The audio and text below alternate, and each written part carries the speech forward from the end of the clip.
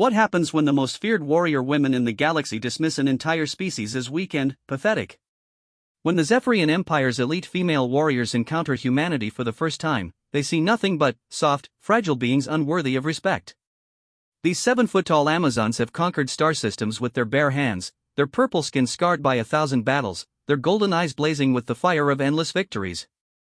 But, deep in the mining colonies of Kepler 442b, one human man is about to shatter every assumption they've ever made about strength, courage, and what it truly means to be a warrior. Marcustion doesn't look like much: average height, calloused hands, quiet demeanor. He's just another human trying to make a living in the harsh frontier of space.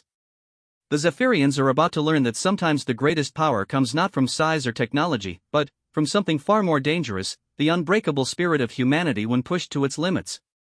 What unfolds will force an entire empire to question everything they thought they knew about weakness and strength. This is the story of how one man's actions changed the fate of two species forever, and why the galaxy would never underestimate humanity again.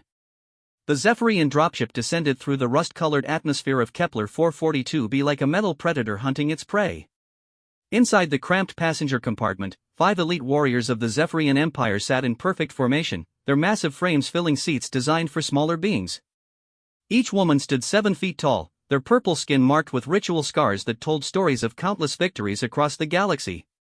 Commander Vexera adjusted her battle harness, feeling the familiar weight of her plasma rifle against her muscled back. Her golden eyes scanned the tactical display showing their destination: mining colony designation, Terra 7. Another backwater human settlement that had fallen behind on their tribute payments to the Empire. It would be a simple collection mission, nothing more than flexing imperial muscle to remind these soft creatures of their place in the galactic hierarchy. First time dealing with humans, Cassandra? Vexera asked, noticing the slight tension in her youngest squad member's shoulders. Cassandra shook her head, silver hair braided with combat ribbons swaying with emotion. No, Commander. Participated in the pacification of their colony on Ross 128b last cycle. Weak species. No natural armor, limited physical strength, cowardly in combat. They surrendered before we even fired a shot. The other warriors chuckled, a sound like distant thunder in the metal confines of the dropship. Zephyrians had encountered dozens of species across their expansion through the galaxy, but humans ranked among the most disappointing.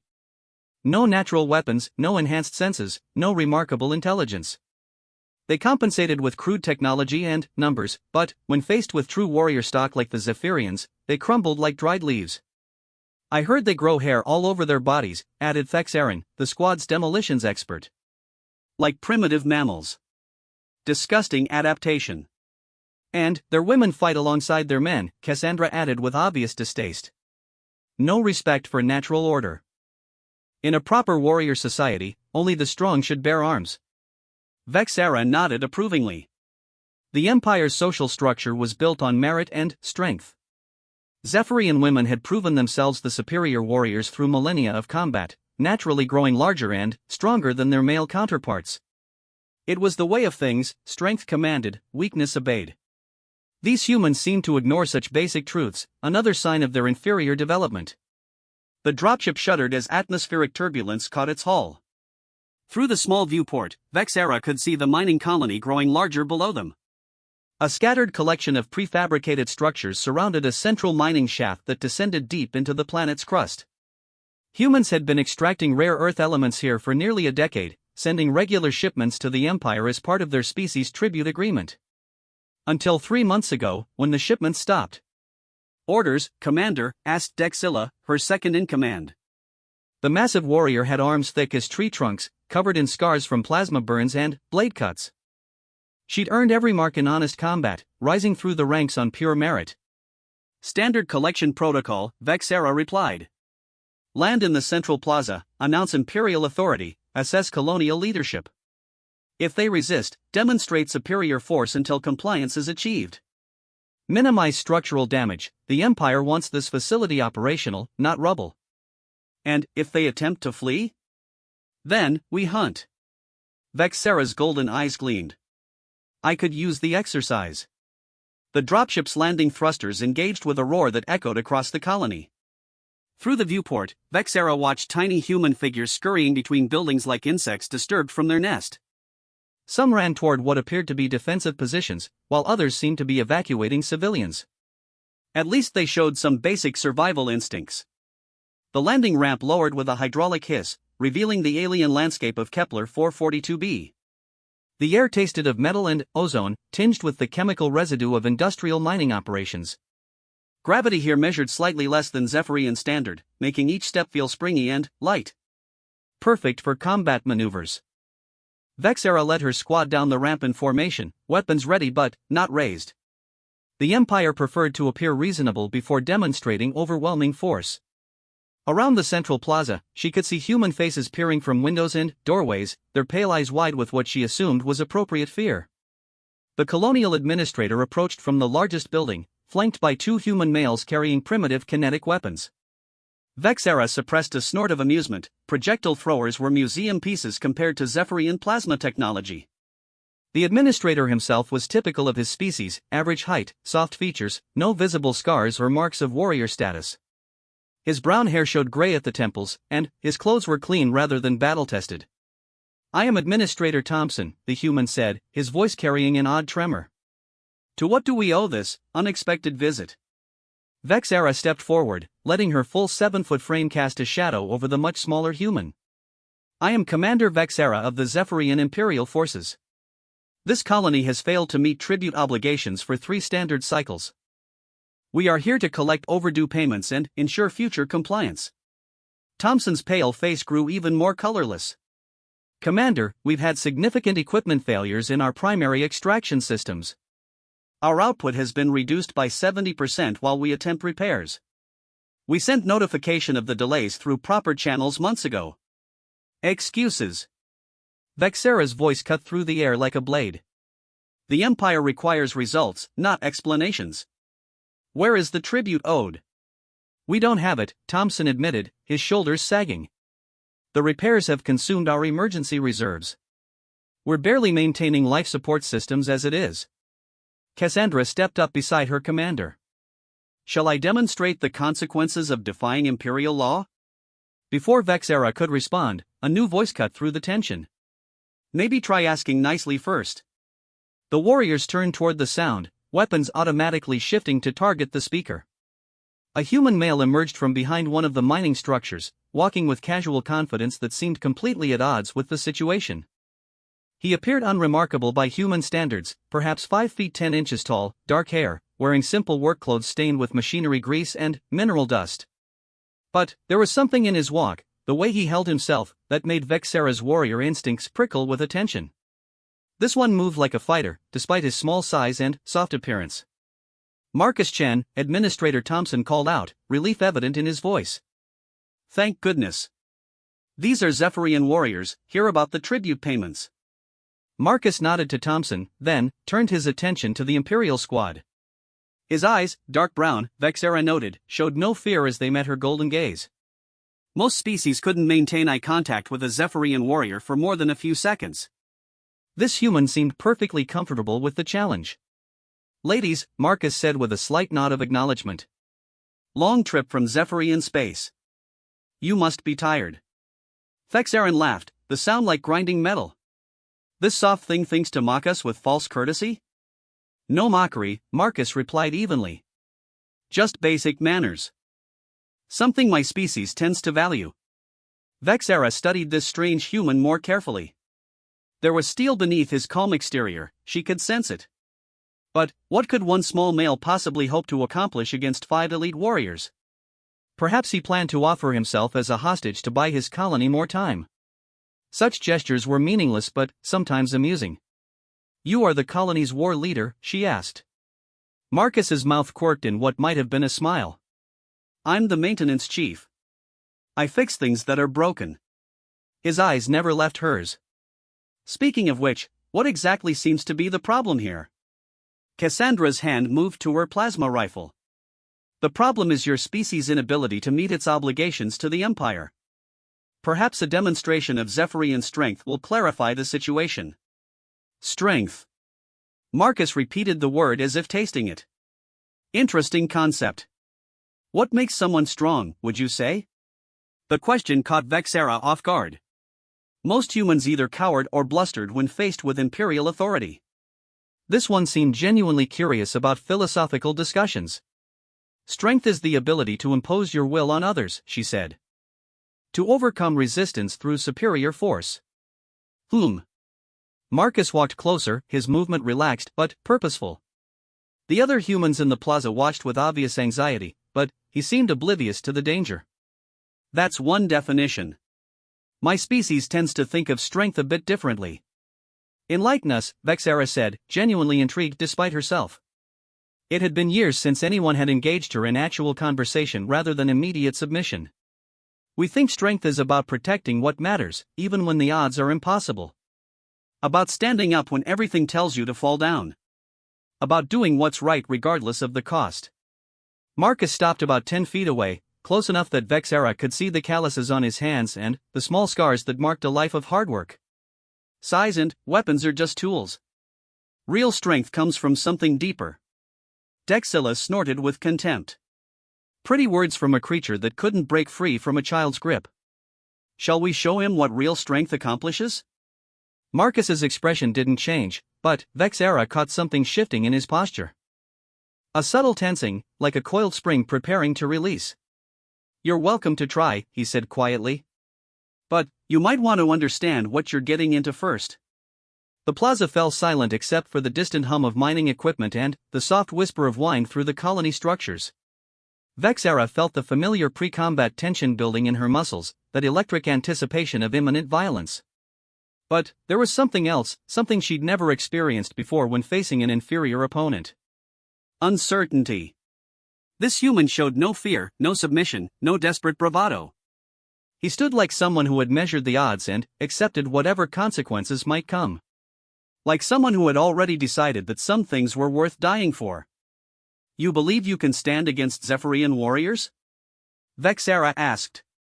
I believe in doing what's necessary, Marcus replied. Your people came here demanding tribute our colony can't pay, threatening violence against civilians who've done nothing wrong. Someone needs to stand between you and them. One human male against 5 elite warriors? Cassandra laughed. This should be entertaining. Marcus's dark eyes found hers. You'd be surprised what humans can accomplish when we set our minds to it.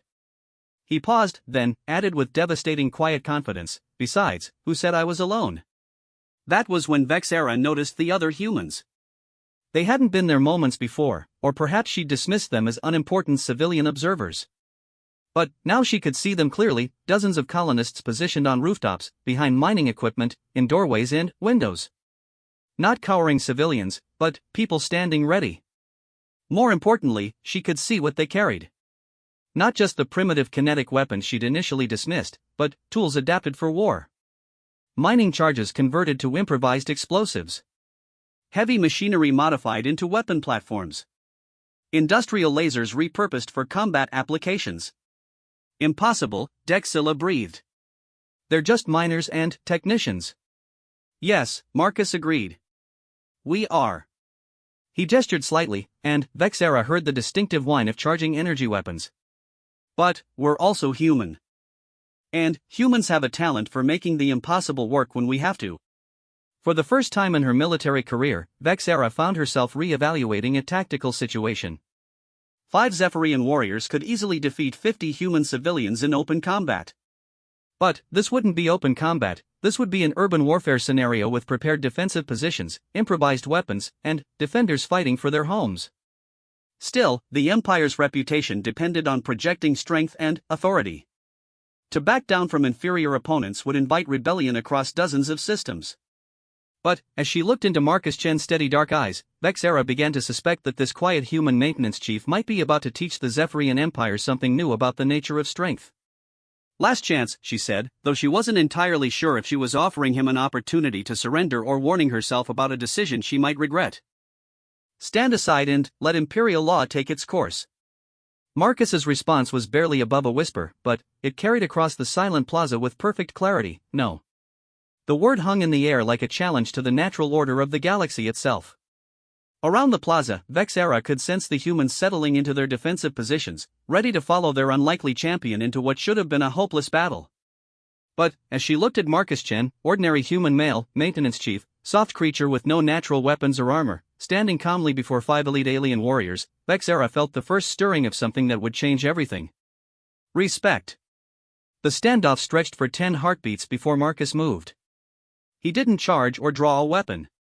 Instead, he simply stepped backward and raised his left hand. The gesture seemed casual, almost dismissive, but Vexera's enhanced hearing caught the soft click of a personal communicator activation. All stations, this is Chen, his voice carried clearly in the thin air. Imperial forces have refused diplomatic resolution. Implement Protocol 7. Vexera felt a chill run down her spine as the colony around them transformed. What had seemed like a scattered collection of frightened civilians suddenly revealed itself as an intricate defensive network. Blast shields rose from concealed positions. Weapons platforms emerged from camouflaged emplacements. The mining equipment that had appeared dormant hummed to life, reconfiguring into configurations she'd never seen before. Impossible, Cassandra breathed, raising her plasma rifle. These are just humans. That was when the first shot came. Not from Marcus or any of the humans Vexera could see, but from a concealed position somewhere above and to her left. A brilliant blue beam of coherent energy struck Vexera in her center mass, sending the massive warrior stumbling backward. Her personal shields flared and held, but barely. Contact! Dexilla roared, returning fire toward the source of the beam. Her plasma burst vaporized a section of mining equipment but revealed only empty space behind it. More beams lanced out from different positions, not the crude kinetic weapons Vexera had expected, but honest energy weapons with significant power output. Her squad scattered according to standard doctrine, seeking cover while maintaining overlapping fields of fire. But there was no cover. Every piece of mining equipment, every structural element, every apparent shelter had been designed with this moment in mind. The humans had turned their entire colony into a single, massive weapons system, and now it was coming alive around them. Marcus had disappeared during the first exchange of fire, melting away into the maze of industrial structures with an ease that spoke of intimate familiarity with every bolt and beam. Vexera found herself crouched behind what appeared to be a solid metal storage container, plasma bursts chewing chunks from its armored surface. Tactical analysis, she called to her squad through their comm system. 17 distinct firing positions identified, Dexilla reported, her voice tight with professional concentration. Coordinated targeting suggests central command structure. Weapons appear to be modified industrial tools, high power output but limited sustained fire capability. Estimated enemy numbers? Vexera ducked as another energy beam scorched the air inches from her head. At least 40 combatants, possibly more. They're using the industrial infrastructure to mask movement and provide covered firing positions. Vexera processed this information with growing amazement. 40 untrained human civilians should have been easy prey for 5 elite Zephyrian warriors. But these weren't acting like untrained civilians. Their fire was disciplined, their positioning sophisticated, their coordination near perfect. Someone had taught them to fight. A new voice crackled through her helmet comm, not one of her warriors, but somehow patched into their secure frequency. Marcus Chen's calm tones filled her audio pickup. Commander Vexera, you're breathing hard. Combat stress, or just the thin atmosphere? How did you access our communications? She demanded, while simultaneously trying to trace the signal source. Oh, that. She could hear the smile in his voice. We've had 3 months to prepare for this visit. Plenty of time to figure out your technology. Zephyrian encryption is sophisticated but not unbreakable, especially when you have motivated engineers with time to work. Cassandra's position erupted in sparks as concentrated fire from 3 directions forced her to abandon her cover. She rolled behind a mining crawler, plasma rifle spitting return fire. Commander, request permission to use heavy weapons. Negative. Vexera snapped. Empire wants facility operational, not slag. Marcus's voice returned to their calm channel, smart call. Though I should mention, you're not just fighting us. This whole place is wired with mining charges. Industrial explosives designed to crack open asteroid cores. One stray shot in the wrong direction and we all become part of the landscape. The psychological warfare was as sophisticated as the tactical preparation, Vexera realized. This human was using their own doctrine against them, forcing them to fight a limited engagement while he held all the advantages of terrain and preparation. What do you want? She called out, genuinely curious now. In her experience, inferior opponents either surrendered immediately or fought desperately with no clear objective. This felt different. Same thing I wanted before the shooting started, Marcus replied. For you to leave our people alone and find a reasonable solution to this tribute problem. The Empire doesn't negotiate with what? Marcus interrupted. With humans? With people you consider inferior? There was steel in his voice now, cutting through the casual tone. Maybe it's time the Empire learned something new. A coordinated volley from 6 positions forced all 5 Zephyrian warriors to take cover simultaneously. Vexera found herself genuinely impressed by the precision of the attack. These humans were using their numerical advantage to create focused fire zones, systematically denying her squad freedom of movement. Vexerin, status report. Shields at 60%, came the strained reply. These weapons hit harder than expected. My position is becoming untenable. Vexera made a command decision. All units, fighting withdrawal to the dropship. Maintain formation discipline. She expected Marcus to try stopping their retreat, to press his advantage while her squad was on the defensive. Instead, his voice returned to their comm system with what sounded like genuine regret. I was hoping it wouldn't come to this. That was when the mining charges began to detonate. Not random explosions, but a carefully orchestrated sequence that began at the colony's perimeter and worked inward. Each blast was precisely calculated, large enough to create massive clouds of dust and debris, but small enough to avoid structural damage to the main facilities. Within seconds, the entire plaza was obscured by a thick brown haze that reduced visibility to mere meters. But Vexera's enhanced senses still functioned. Through her helmet sensor suite, she could track movement in the dust cloud, human figures moving with purpose and coordination, not the panicked flight she'd expected. They were repositioning, flanking, using the concealment to their tactical advantage. Thermal imaging compromised, Dexilla reported. Dust contains metallic particles, scrambling our sensors. Audio tracking? Multiple movement sources. They're using sound dampeners and decoys. Vexera felt a grudging admiration growing in her chest. These humans had studied Zephyrian capabilities and developed specific countermeasures for each advantage her warriors possessed. It was the kind of thorough tactical preparation she'd expect from elite military units, not civilian miners. A figure emerged from the dust cloud directly ahead of her, Marcus Chen, moving with fluid grace through terrain that should have been impossible to navigate. He carried what appeared to be a modified plasma cutter, industrial-grade equipment adapted for combat use. But more impressive was his demeanor, calm, focused, completely in control of the battlefield around him. Hello, Commander, he said, stopping just outside effective range of her plasma rifle. Enjoying the tour of our little colony? How? The question escaped her before she could stop it. How did simple miners prepare for this level of engagement? Marcus tilted his head slightly. Did you research human military history before coming here? Your species has no significant martial traditions. That's where you're wrong. Marcus shifted position slightly, a movement that somehow kept him in perfect cover while maintaining clear sightlines to her position. Humans have been fighting wars for thousands of years. We've developed tactics for every conceivable situation, including how civilians can resist superior military forces. He gestured around them at the chaos of dust and controlled explosions. This is called guerrilla warfare. We've been perfecting it since before your species reached the stars. Another coordinated volley of energy beams forced Vexera to shift position. Through the dust, she caught glimpses of human figures moving like ghosts through terrain they'd obviously studied for months. Every angle, every position, every possible line of sight had been mapped and planned for. Your warriors are skilled, Marcus continued, his voice still maddeningly calm. But they're fighting our battle now, on our terms, with our rules. How long can their shields last under sustained fire? How long before equipment starts failing in all this dust and debris? As if summoned by his words, Cassandra's voice crackled through the calm with obvious strain, shield generators overheating. Dust is clogging cooling systems. Vexera made another tactical assessment. Her squad was elite, experienced, well-equipped. But they were fighting an entire community that had turned warfare into an engineering problem and solved it with typical human ingenuity. Every advantage the Zephyrians possessed was being systematically neutralized by preparation, numbers, and intimate knowledge of local conditions. "What do you propose?" she called out to Marcus. "Withdraw your forces to your ship," he replied immediately.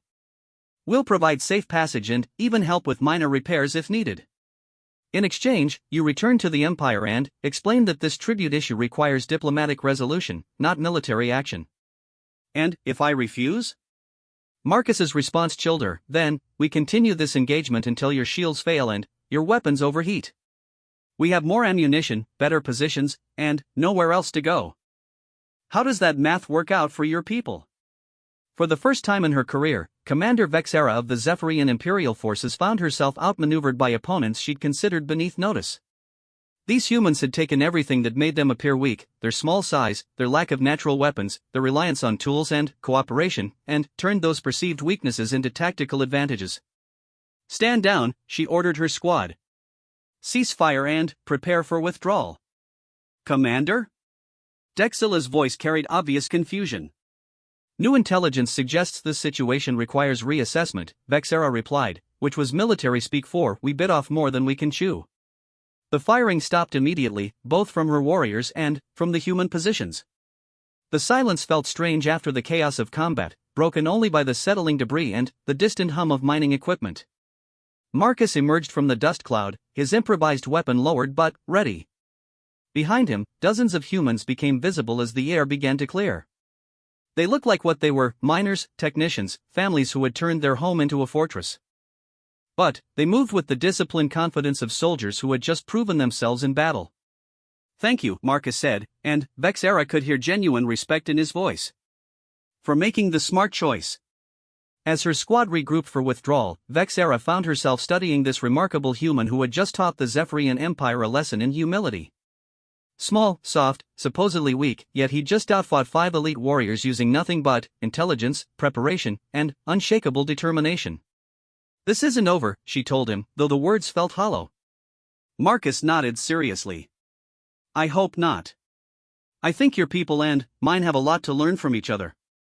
But maybe next time, we can skip the shooting and go straight to the talking." As they reached their dropship, Vexera couldn't shake the feeling that she'd just witnessed something that would change everything. The galaxy had always operated on the principle that strength meant size, weapons, and the ability to dominate others through superior force. But Marcus Chen and his colonists had just demonstrated a different kind of strength entirely: the strength to stand firm in the face of impossible odds, to fight smart instead of hard, and to turn perceived weakness into tactical advantage. The Empire was going to have to reconsider everything it thought it knew about humanity. The journey back to Zephyrian space took 18 standard days, but Vexera spent most of that time in deep contemplation rather than routine ship operations. The image of Marcus Chen standing calmly in the face of overwhelming odds refused to leave her mind, along with the systematic way his people had turned their civilian colony into an impregnable fortress. She had filed her preliminary report according to protocol, but the full debriefing would require her to explain to High Command how 5 elite warriors had been forced to withdraw by a group of human miners. The prospect made her stomach tighten with an emotion she rarely experienced: uncertainty. Commander Dexilla approached her in the ship's small common area, where Vexera had been reviewing tactical recordings of the engagement for the 100th time. "Request permission to speak freely." "Granted." Vexera paused the holographic display showing Marcus's calm coordination of defensive positions. "What happened down there?" Dexilla's scarred face showed genuine confusion. "I've fought across 17 systems, faced every major warrior species in the galaxy. I've never seen anything like that human's tactical preparation." Vexera considered the question carefully. In truth, she'd been asking herself the same thing since they departed Kepler 442b. "I believe," she said slowly, "that we encountered something the Empire has never faced before." "Which is?" "An opponent who understood us better than we understood them." Vexera gestured to the frozen tactical display. "Look at this footage." Every countermeasure they employed was specifically designed to neutralize Zephyrian combat advantages. They studied our weapons, our tactics, our psychological profiles. Chen knew exactly how we would react in every situation. Cassandra joined the conversation from across the room. "But, Commander, they're just humans. Physically inferior, technologically primitive, socially chaotic. How could they possibly prepare for engagement with elite warriors? Vexera activated another segment of recorded data, Marcus's calm voice explaining guerrilla warfare principles over their compromised communication system. Listen to his words. These humans have been fighting wars for millennia. They've developed tactical doctrines for every conceivable scenario, including how civilian populations can resist military occupation. Impossible, Vexera protested. The Empire's intelligence reports indicate humans have barely achieved spaceflight. Their military capabilities are negligible. Their space-based military capabilities, Vexera corrected. But warfare doesn't require starships or energy weapons. It requires understanding your enemy, using available resources creatively, and maintaining tactical discipline under pressure. She paused the display on an image of human colonists moving with perfect coordination through the dust and chaos. They excelled at all three. The ship's communication system chimed with an incoming priority message from High Command. Vexera accepted the transmission, and the holographic form of General Mextera materialized above the common area table. The general's golden eyes blazed with obvious displeasure. Commander Vexera, explain to me how a simple tribute collection mission required 18 days to complete. General, the situation proved more complex than initial intelligence suggested. Vexera chose her words carefully. Human defensive capabilities were significantly underestimated. Defensive capabilities? General Mextera's voice carried dangerous calm. You were sent to collect overdue payments from a minor civilian colony. What possible defense could require extended engagement? Vexera activated her tactical recordings. Permission to share combat footage, General. Granted. The holographic display showed the initial confrontation in the colony plaza, Marcus's calm refusal to comply with Imperial demands, and the subsequent revelation of the colonists' prepared defensive positions. General Mextera watched with growing amazement as the footage progressed to the coordinated attack that forced Vexera's elite squad into defensive positions. Pause, the general commanded. The display froze on an image of human colonists moving through dust clouds with military precision. These are civilian miners? Affirmative, General. No formal military training in their background files. But they displayed tactical coordination equivalent to experienced combat units. General Mextera studied the frozen image for long moments. Resume playback. The recording continued through Marcus's penetration of their secure communications, his detailed knowledge of Zephyrian combat doctrine, and the systematic way his people countered every advantage the warriors possessed. When it reached Marcus's calm explanation of guerrilla warfare principles, the general's expression shifted from anger to something approaching fascination. This human male, she said when the recording ended. He demonstrated command capability equivalent to Imperial officer ranks. Yes, General. Despite appearing to be a simple maintenance technician, his tactical knowledge and leadership abilities were extraordinary. And the other humans followed his orders without question? More than that, Vexera replied. They anticipated his commands. The entire defensive operation was clearly planned and rehearsed extensively. Every colonist knew their role and executed it perfectly. General Mextera was silent for nearly a minute, processing this information. Finally, she spoke. Commander, you are ordered to return immediately to Imperial Center for full debriefing. This matter requires discussion at the highest levels. Understood, General. What about the tribute collection? Suspended pending strategic review. The hologram flickered with transmission interference. Commander, in your professional assessment, what would be required to successfully pacify this colony? Vexera had been dreading this question but knew her duty required honest analysis. General, based on observed defensive capabilities, I estimate it would require a full siege battalion with heavy orbital support. Minimum. The words hung in the transmission lag like an admission of failure. A full siege battalion represented thousands of warriors and massive resource expenditure to subdue a single mining colony with fewer than 200 inhabitants. Your recommendation? Diplomatic resolution, General. These humans have demonstrated they will fight to defend their colony, and they possess the tactical sophistication to make any military action extremely costly. General Mextera's expression showed she understood the implications. The Empire's expansion relied on the assumption that superior force could overcome any resistance.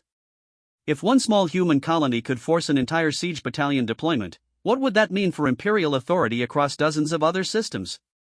Maintain current course to Imperial Center. This briefing is classified at the highest levels until further notice.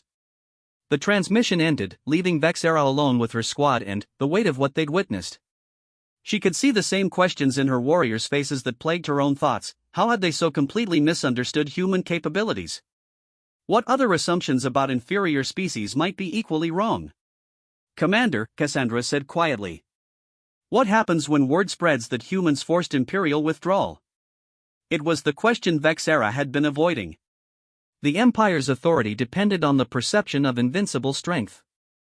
If other species learned that humans, supposedly weak, primitive humans, had outfought elite Zephyrian warriors, it could spark resistance movements across the galaxy. That depends, she said, on how High Command chooses to respond to this new information. Dexilla leaned forward. What do you mean? The Empire has two choices. We can acknowledge that we underestimated human capabilities and adjust our policies accordingly. Or we can escalate the conflict until we achieve the decisive victory our reputation requires. And, which do you think they'll choose? Vexera looked at the tactical display showing Marcus Chen's calm face as he explained human military history to her shocked squad. I think, she said slowly, that depends on whether they're wise enough to recognize what we really encountered down there. Which was? Not a primitive species lucky enough to achieve one tactical victory, Vexera replied. But a civilization that has been preparing for galactic warfare since before they reached the stars. She gestured to the frozen image of human colonists moving with perfect tactical discipline. Marcus Chen didn't improvise that defensive strategy in 3 months. Those tactics represent thousands of years of military evolution, adapted for modern warfare by a species that refuses to be conquered. The implications settled over the squad like a heavy weight. They had encountered something unprecedented in Imperial experience. A species that appeared weak but possessed hidden strength, seemed primitive but demonstrated sophisticated capabilities, looked defenseless but proved nearly impossible to defeat. As their ship approached the core systems of the Zephyrian Empire, Vexera found herself hoping that High Command would prove wise enough to recognize the truth about humanity. Because if they didn't, if they chose escalation over accommodation, the Empire was about to learn some very painful lessons about the dangers of underestimating humans.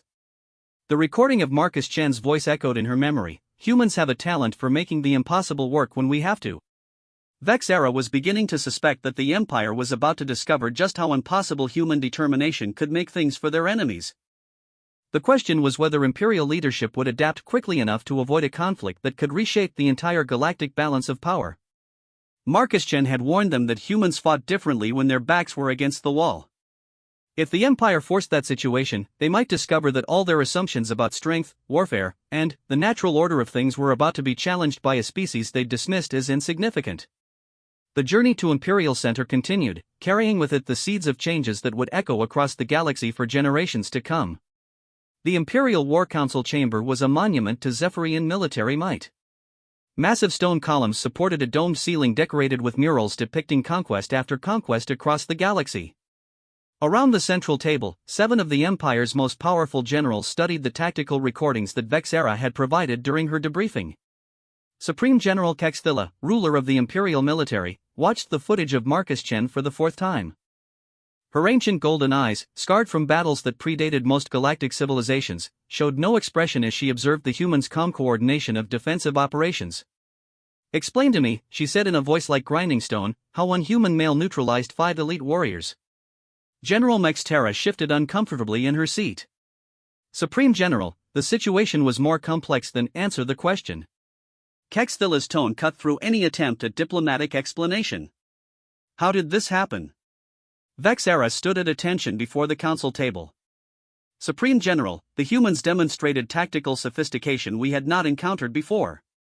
They studied our capabilities extensively and developed specific countermeasures for each advantage we possessed. You're saying they outsmarted you? Yes, Supreme General. Completely. The admission sent murmurs around the table.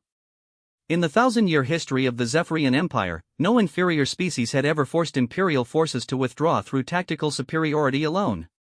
General Voxkala, commander of the 5th Fleet, leaned forward. Commander Vexera, in your assessment, What would be required to defeat these humans in future engagements? That depends on the engagement parameters, Vexera replied carefully. In urban warfare scenarios with prepared defensive positions, they possess significant advantages. Their knowledge of terrain, their improvised weapons systems, and their tactical coordination would make any assault extremely costly. But they can be defeated? Vexera hesitated. With sufficient force deployment, yes. But the resource cost would be. She paused, choosing her words carefully. Disproportionate. Supreme General Kexthilla activated the holographic display again, focusing on the moment when Marcus explained human military history. This human claims his species has been developing warfare for thousands of years. Our intelligence indicates their space-based military capabilities are minimal, offered General Texmiran, head of Imperial Intelligence. Their starships are primitive, their weapons technology centuries behind our capabilities. Their space-based capabilities, Kexthilla corrected. But warfare predates spaceflight by millennia. Show me their planetary military history. The holographic display shifted to intelligence files on human military development. Data streams showed an overwhelming record of continuous warfare stretching back thousands of years, constant conflict between human nations, each war producing new tactical innovations and strategic doctrines.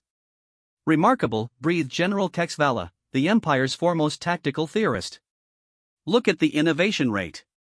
They've been forcing evolutionary pressure on their military capabilities for their entire recorded history. The display continued scrolling through human conflicts, ancient siege warfare, medieval cavalry tactics, gunpowder innovations, industrial-scale mechanized warfare, guerrilla insurgencies, asymmetric resistance movements. Each development built upon previous knowledge, creating an ever-evolving understanding of how to wage war under every conceivable circumstance. This is unprecedented, General Kexvala continued. Most species develop space technology and abandon planetary military arts. Humans appear to have maintained both simultaneously.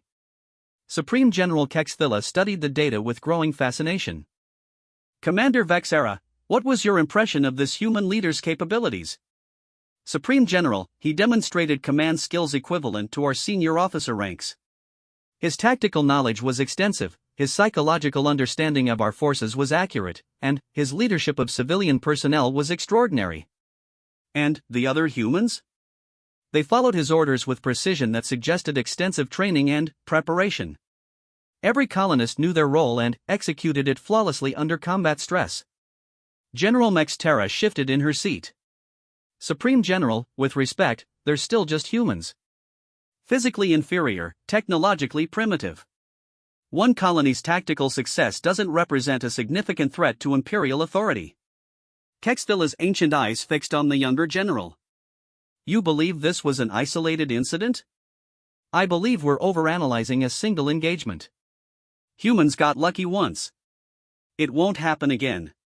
Show me current intelligence on other human colonies, Kexthilla commanded. A holographic display updated to show reports from across human space.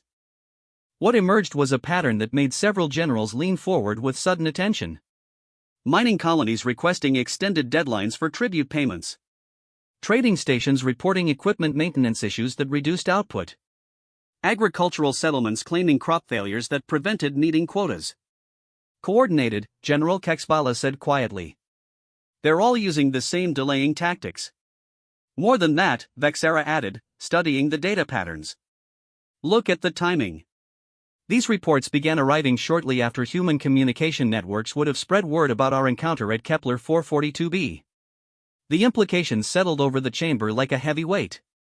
If one human colony had successfully resisted imperial authority, and word of that success was spreading to other human settlements, the Empire faced something far more dangerous than a single tactical defeat. They faced the possibility of coordinated human resistance across dozens of systems. Supreme General, General Texmiran said urgently, recommend immediate military action to prevent spread of rebellion. Deploy siege battalions to 3 major human colonies, demonstrate overwhelming force, restore imperial authority. And if they resist as effectively as Kepler 442b? Kexthilla asked. Then, we escalate until resistance becomes impossible. Orbital bombardment, if necessary. Supreme General Kexthilla was silent for long minutes, her scarred face showing the weight of decision. Around the table, the other generals waited for a choice that would determine the Empire's relationship with humanity for generations. Finally, she spoke. General Tex Miran, what do our intelligence reports say about human response to orbital bombardment? The intelligence chief accessed his files quickly. Historical data indicates effective resistance to superior force through dispersal of population centers and guerrilla warfare techniques that. His voice trailed off as he realized what the data was telling him. Continue, Kexthilla commanded. Human resistance appears to intensify under extreme pressure, Tex Miran admitted reluctantly. Their historical response to overwhelming force has been to develop new tactics specifically designed to neutralize their opponent's advantages. In other words, General Kexvala said with growing amazement, the harder we hit them, the more dangerous they become. Vexera found herself speaking without permission. Supreme General, Marcus Chen warned us about this. He said humans fight differently when their survival is threatened. They don't surrender, they adapt. The chamber fell silent as the generals processed this information. The Empire's entire expansion strategy was based on demonstrating overwhelming force until inferior species submitted. But, if humans responded to overwhelming force by becoming more effective opponents, traditional imperial doctrine would prove counterproductive. Options, Kexthilla demanded. We could attempt diplomatic resolution, suggested General Mextera hesitantly. Negotiate tribute agreements that account for human economic capabilities. The Empire doesn't negotiate with inferior species, General Tex Miran protested. It sets a dangerous precedent. Other species will expect similar treatment. The alternative, General Kexvala said quietly, is a galactic war against opponents who appear to get stronger the harder we press them. Supreme General Kexthilla activated the display again, returning to the image of Marcus Chen calmly explaining guerrilla warfare principles. This human demonstrated something we've never encountered before. Which is? General Mextera asked. Strategic patience combined with tactical excellence. He didn't try to match our strength directly. Instead, he used our strength against us, turned our advantages into disadvantages, and forced us to fight on his terms. Kexthilla paused, then continued with grudging admiration. It was brilliantly executed. So what do we do? General Voxkala asked. Kexthilla studied the tactical recordings one final time, focusing on Marcus's face during his explanation of human military philosophy.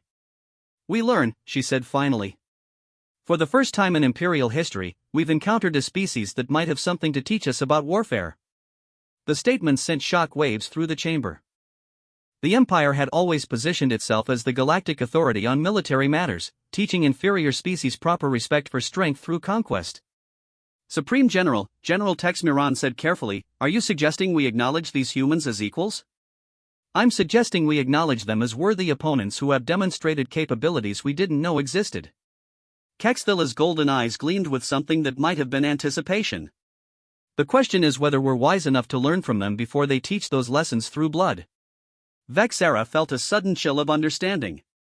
Supreme General Kexthilla wasn't just considering diplomatic resolution, she was contemplating the possibility that humanity might represent an evolution in warfare that the Empire needed to understand rather than simply destroy. Your orders, Supreme General? General Mextera asked. Prepare 3 separate response scenarios. First, full diplomatic engagement with human leadership to establish new tribute agreements. Second, limited military demonstrations to test human tactical responses under controlled conditions. Third, comprehensive siege warfare against selected human colonies to determine the true extent of their defensive capabilities. She paused, then added with chilling finality, we will implement all 3 approaches simultaneously. If humans truly represent something new in galactic warfare, we need to understand exactly what we're dealing with before we commit to any single course of action. The implications were staggering. The Empire was about to conduct the most comprehensive military analysis in its history, with humanity serving as both test subject and potential teacher. Win or lose, the galaxy would never be the same. As the generals dispersed to implement their orders, Vexera found herself wondering what Marcus Chen would think of this development. The quiet human maintenance chief had set in motion forces that would reshape imperial doctrine and determine the future relationship between 2 civilizations. One thing was certain, the Empire would never again dismiss humanity as weak, primitive, or insignificant. The question now was whether both species would survive the process of learning what that really meant. 6 months after the incident at Kepler 442b, Marcus Chen stood in the observation deck of the Zephyrian flagship Dominant Blade, watching the blue marble of Earth grow larger through the reinforced transparasteel viewport. Beside him, Commander Vexera reviewed tactical displays showing the combined human-Zephyrian fleet exercises that had become routine over the past 3 months. The transformation had been remarkable. What began as the Empire's clinical study of human military capabilities had evolved into something unprecedented in galactic history, a genuine military alliance between equals. The Third Fleet's tactical integration is improving, Vexera noted, gesturing to the display showing human and Zephyrian ships maneuvering in perfect coordination. Your people adapt quickly to new technologies. Marcus smiled, remembering the skepticism on both sides when the joint training exercises first began. Humans are good at making things work when we have proper motivation. And, your people proved to be excellent teachers once they stopped assuming we were inferior students. The journey to this alliance had been neither smooth nor certain. The Empire's three-pronged approach had produced results that surprised everyone involved. The diplomatic negotiations had revealed humans to be shrewd bargainers with sophisticated understanding of galactic politics. The limited military demonstrations had shown that human tactical adaptability extended far beyond simple defensive operations. And, the siege warfare tests had proven that human resistance capabilities were limited only by available resources and preparation time. But, the most important discovery had come during the 4th month, when joint human-Zephyrian forces encountered a Dracari invasion fleet threatening the border systems. The Dracari Empire was everything the Zephyrians had expected humans to be: technologically advanced, numerically superior, and utterly ruthless in their conquest methods. Their biomechanical warriors stood 8 feet tall, their ships were armed with devastating weapons systems, and their tactical doctrine emphasized overwhelming force applied without mercy. They had crushed 3 Zephyrian border colonies before the combined human-Zephyrian response force could engage them. Marcus activated his personal communicator, connecting to the flagship's command center. Admiral Thompson, status report on the fleet exercises. Sarah Thompson's voice carried through the comm system with crisp professionalism. All human vessels report ready for final approach to Earth orbit. Integration with Zephyrian command structures is operating at 97% efficiency. It still amazed Marcus that Sarah had transitioned so smoothly from colonial administrator to fleet admiral. But, humans had always possessed remarkable adaptability when circumstances demanded it, and, leading a combined human-Zephyrian fleet against Dracari invasion forces had certainly demanded the best of everyone involved. Commander Vexera, Sarah continued, the Emperor's delegation has confirmed landing coordinates for the signing ceremony. All security protocols are in place. Vexera nodded to the comm pickup.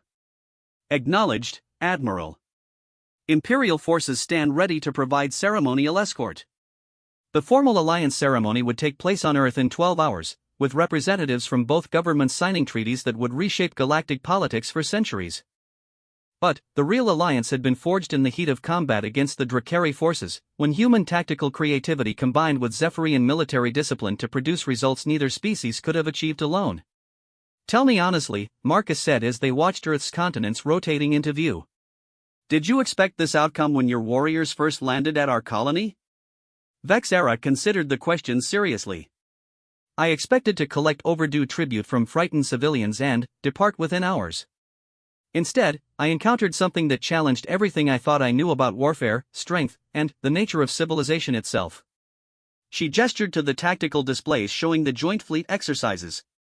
Your species taught us that military evolution doesn't end with technological advancement. That superior strategy can overcome superior firepower. That the strongest force isn't always the largest one. And, your people taught us that sometimes strength and honor can be found in former enemies, Marcus replied. That the galaxy contains allies we never expected to find. The friendship between Marcus and Vexera had become symbolic of the broader alliance between their species. The human maintenance chief and the Zephyrian commander had discovered mutual respect that transcended their obvious physical and cultural differences. Their tactical collaboration during the Dracari conflicts had produced innovations that military historians would study for generations. Incoming transmission from the surface, the ship's communication officer announced. Priority channel for Marcus Chen. Marcus accepted the transmission, and a familiar hologram materialized beside the viewport. Dr. Elizabeth Warren, Earth's Secretary of Xenological Affairs, appeared in the ship's observation deck with obvious excitement. Marcus, you need to see the intelligence reports from the Outer Rim. The Drakari invasion has stalled completely. Stalled? Vexera leaned forward with interest. Explain. 3 more species have declared alliance with the Human Zephyrian Coalition. The Altarians, the Setian Republic, and the Vegan Confederacy have all committed military forces to joint operations. Elizabeth's image gestured to data streams that appeared in the holographic display. The Drakari expected to face divided opposition from inferior species. Instead, they're encountering coordinated resistance from a military alliance that's sharing tactical innovations and strategic resources. Marcus felt a surge of pride mixed with amazement. The principles he'd explained to Vexera during their first confrontation to cooperation, tactical adaptation, fighting smart instead of hard, were now spreading across multiple species and star systems. What's the strategic assessment? Vexera asked with professional interest. The Drakari technological advantages are being systematically neutralized by combined species tactical innovations. Human guerrilla doctrines, Zephyrian shock assault techniques, Altarian information warfare capabilities, and Setian defensive engineering are being integrated into unified battle plans that the Drakari can't counter. Elizabeth paused, then added with obvious satisfaction, for the first time in their expansion history, the Drakari Empire is being forced to consider defensive operations rather than continued conquest. Vexera studied the intelligence data with the eye of an experienced military professional. Remarkable. These tactical innovations represent a fundamental shift in galactic warfare. Individual species' advantages being combined into capabilities that exceed the sum of their parts. It's what humans call force multiplication, Marcus explained. When different capabilities work together, the result is exponentially more powerful than any single approach. The observation deck fell silent as the 3 of them contemplated the implications. What had begun as a simple tribute collection mission had evolved into a transformation of galactic civilization itself. The old model of conquest through superior force was giving way to cooperation through shared strength. There's something else, Elizabeth continued. Our xenopsychology teams have been analyzing Drakari communications intercepts. Their leadership appears to be confused by our alliance structure. Confused how? Marcus asked. They can't understand why humans and Zephyrians would fight together after our initial conflict. Their entire worldview is based on the assumption that stronger species dominate weaker ones. The concept of former enemies becoming allies is apparently incomprehensible to them. Vexera laughed, the sound carrying genuine amusement. They're learning the same lesson the Empire had to learn. That strength comes in many forms, and the wisest warriors recognize it regardless of its source. The communication ended, leaving Marcus and Vexera alone in the observation deck as Earth continued growing larger in the viewport. The planet's surface showed the familiar patterns of human civilization, sprawling cities, agricultural regions, industrial complexes, but also something new.